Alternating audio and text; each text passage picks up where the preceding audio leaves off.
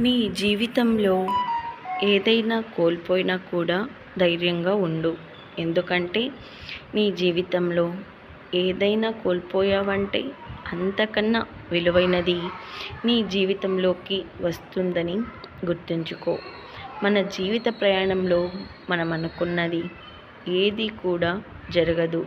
ఏం జరిగినా దాంతో తృప్తి పడి సర్దుకుపో, అంతే.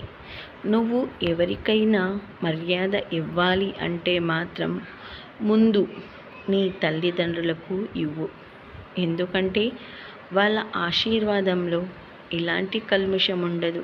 కాబట్టి మన కడుపులో పుట్టిన పిల్లలకైనా స్వార్థం ఉంటుంది, కానీ మన తల్లిదండ్రులకు స్వార్థం ఉండదు. ఈ ప్రపంచంలో స్వచ్ఛమైన ప్రేమ ఎక్కడైనా ఉంది అంటే అది కేవలం తల్లిదండ్రులతోనే ఉంటుందని గుర్తుంచుకో. వీడియో నచ్చినట్లయితే ఒక్క లైక్ ఇవ్వండి. కొత్త వాళ్ళు సబ్స్క్రైబ్ చేసుకోండి.